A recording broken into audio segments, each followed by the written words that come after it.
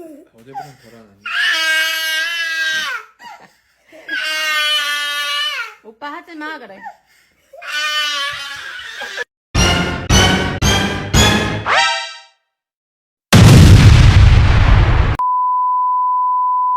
Labana. Are you ready? Kicau, kicau, kicau mania. Kicau, kicau, kicau mania. Kicau, kicau.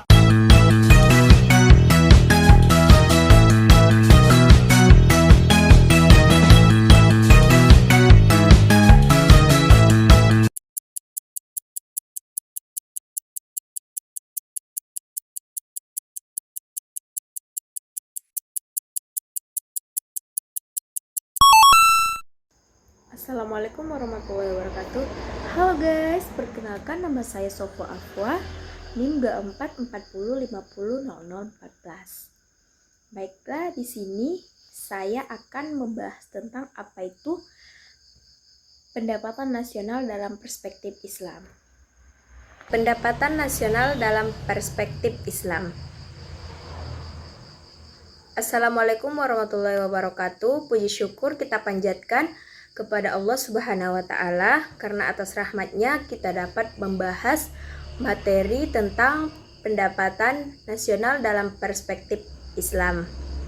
Pendapatan nasional merupakan salah satu indikator penting untuk melihat kondisi ekonomi suatu negara.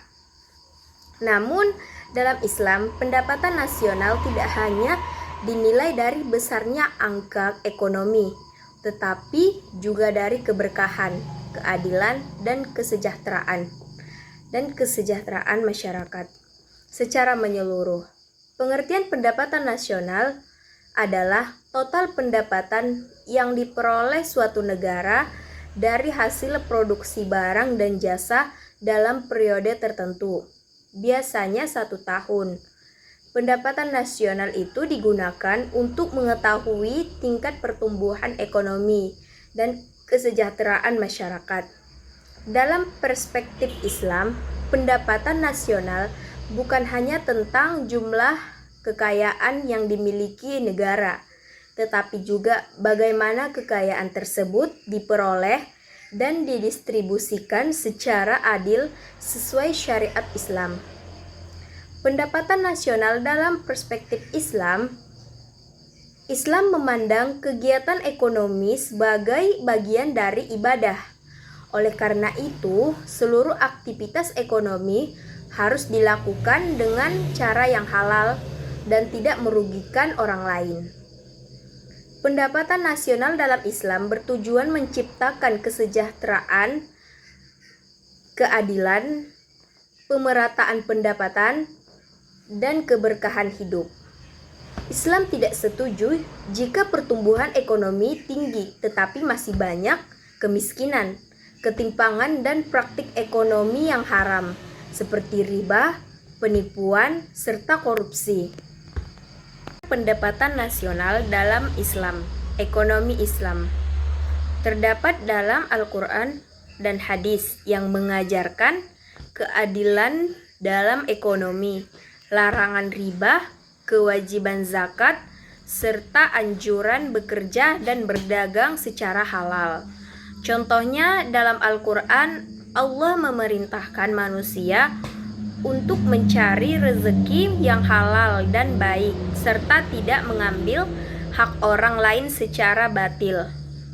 Tujuannya pendapatan nasional dalam Islam yang pertama yaitu mencapai kesejahteraan. Tujuan utama ekonomi Islam adalah menciptakan kesejahteraan masyarakat, baik secara materi maupun spiritual. Yang kedua, mengurangi kesenjangan sosial. Islam mengajarkan distribusi kekayaan agar tidak hanya beredar pada kelompok tertentu saja. Yang ketiga, menegakkan keadilan. Ekonomi setiap orang memiliki kesempatan yang sama untuk bekerja dan memperoleh pendapatan secara halal. Yang keempat, meningkatkan kualitas hidup pendapatan nasional. Harus mampu meningkatkan pendidikan, kesehatan, dan kehidupan masyarakat. Yang kelima, mendapatkan keberkahan Islam tidak hanya mengejar keuntungan dunia saja, tetapi juga keberkahan dan manfaat bagi banyak orang. Sumber pendapatan nasional dalam Islam yaitu 1. Produksi barang dan jasa halal, segala bentuk usaha halal seperti perdagangan, pertanian, industri dan jasa menjadi sumber pendapatan negara. Yang kedua, zakat. Zakat membantu pemerataan ekonomi dan mengurangi kemiskinan. Yang ketiga, wakaf. Wakaf dapat digunakan untuk pembangunan fasilitas umum seperti sekolah dan rumah sakit. Yang keempat, pajak yang sesuai syariat. Pajak diperbolehkan selama digunakan untuk kepentingan masyarakat dan tidak memberatkan. Yang kelima, pengelolaan sumber daya alam Islam. Islam mengajarkan agar sumber daya alam dimanfaatkan untuk kesejahteraan bersama, bukan hanya kelompok tertentu. Ciri-ciri pendapatan nasional dalam Islam bersumber dari kegiatan halal, tidak mengandung riba dan penipuan, mengutamakan keadilan sosial, memperhatikan kesejahteraan masyarakat, adanya distribusi kekayaan melalui zakat dan sedekah, dan pendapatan nasional Islam dan konvensional. Perspektif Islam, perspektif konvensional. Perspektif Islam mengutamakan keberkahan. Kalau perspektif konvensional mengutamakan keuntungan. Kalau perspektif Islam berdasarkan syariat, kalau konvensional berdasarkan umum. Perspektif Islam memperhatikan pemerataan, kalau konvensional fokus pada pertumbuhan. Perspektif Islam menghindari riba, konvensional tidak selalu menghindari riba. Perspektif Islam ada zakat dan wakaf, dan perspektif konvensional tidak menjadi unsur utama. Faktor yang mempengaruhi pendapatan nasional. Yang pertama, sumber daya alam semakin baik, pengelolaan sumber daya alam semakin tinggi. Pendapatan negara. 2. Kualitas sumber daya manusia, pendidikan dan keterampilan masyarakat memengaruhi produktivitas ekonomi. Yang ketiga, teknologi. Teknologi membantu meningkatkan hasil produksi. Yang keempat, stabilitas ekonomi dan politik. Negara yang stabil lebih memudah meningkatkan pertumbuhan ekonomi. Yang kelima, sistem ekonomi yang digunakan dalam ekonomi Islam menekankan keadilan dan keseimbangan. Peran zakat dalam pendapatan nasional. Zakat memiliki peran penting dalam ekonomi Islam. Karena zakat membantu fakir miskin, mengurangi kesenjangan sosial, meningkatkan daya beli masyarakat, dan memperlancar perputaran ekonomi. Dengan zakat, kekayaan tidak hanya menumpuk pada orang kaya saja. Dampak pendapatan nasional terhadap masyarakat. Jika pendapatan nasional itu meningkat dan dikelola dengan baik, maka lapangan pekerjaan bertambah, kemiskinan berkurang, pendidikan dan kesehatan meningkat, dan kesejahteraan masyarakat menjadi lebih baik. Namun, jika tidak dikelola secara adil, maka kesenjangan sosial dapat meningkat.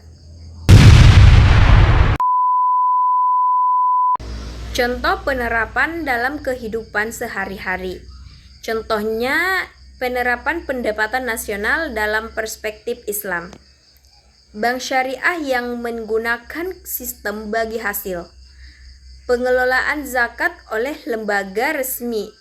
Usaha halal yang tidak mengandung riba. Dan program bantuan sosial berbasis zakat dan wakaf. Baiklah, dapat saya ambil dari kesimpulan pendapatan nasional dalam perspektif Islam adalah total pendapatan negara yang diperoleh melalui kegiatan ekonomi halal dan digunakan untuk mencapai kesejahteraan masyarakat sesuai syariat. Islam tidak hanya menilai tingginya pendapatan, tapi juga memperhatikan keadilan, pemerataan, dan keberkahan dalam kehidupan ekonomi. Dengan penerapan prinsip-prinsip Islam, diharapkan ekonomi dapat berkembang secara adil dan memberikan manfaat bagi seluruh masyarakat. Sistem distribusi pendapatan dalam Islam. Islam mengatur distribusi pendapatan agar tidak terjadi penumpukan kekayaan pada kelompok tertentu. Distribusi dilakukan melalui zakat, infak, sedekah, wakaf, dan bantuan sosial lainnya. Tujuannya agar seluruh masyarakat dapat merasakan hasil pembangunan ekonomi. Larangan dalam ekonomi Islam. Yang pertama yaitu riba. Riba dilarang karena merugikan salah satu pihak dan menyebabkan ketidakadilan. Yang kedua, gharar. Gharar adalah ketidakjelasan dalam transaksi yang dapat merugikan pihak lain. Yang ketiga, maisir. Maisir atau perjudian dilarang karena memperoleh keuntungan tanpa usaha yang jelas. Yang keempat, penimbunan barang. Islam melarang penimbunan barang untuk menaikkan harga secara tidak wajar. Indikator kesejahteraan menurut Islam. Dalam Islam, kesejahteraan masyarakat dapat dilihat dari terpenuhinya kebutuhan pokok, rendahnya kemiskinan, adanya keadilan sosial, tingginya moral masyarakat, dan terciptanya kehidupan yang aman dan damai.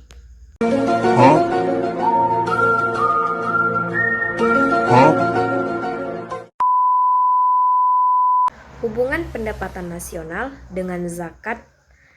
Semakin tinggi pendapatan nasional suatu negara, maka potensi zakat juga semakin besar. Jika zakat dikelola dengan baik, maka kemiskinan dapat berkurang, pengangguran dapat ditekan, dan kesejahteraan masyarakat meningkat. Contoh negara yang menerapkan prinsip ekonomi Islam. Beberapa negara mulai menerapkan sistem ekonomi syariah, seperti pengembangan bank syariah, sukuk atau obligasi syariah, pengelolaan zakat nasional, dan industri halal.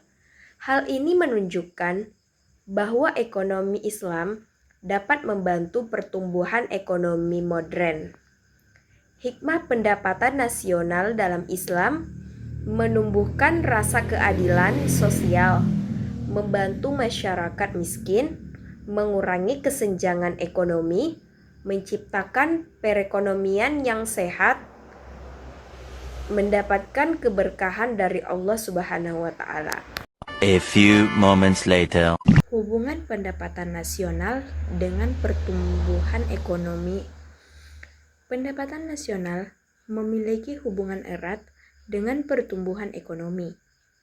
Jika produksi barang dan jasa meningkat, maka pendapatan nasional juga meningkat.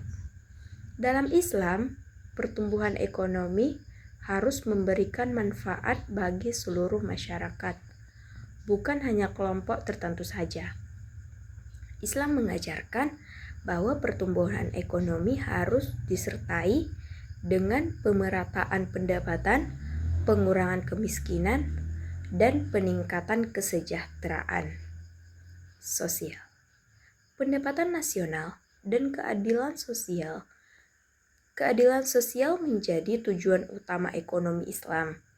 Oleh karena itu, pendapatan nasional harus didistribusikan secara merata agar tidak terjadi kesenjangan yang besar antara orang kaya dan orang miskin.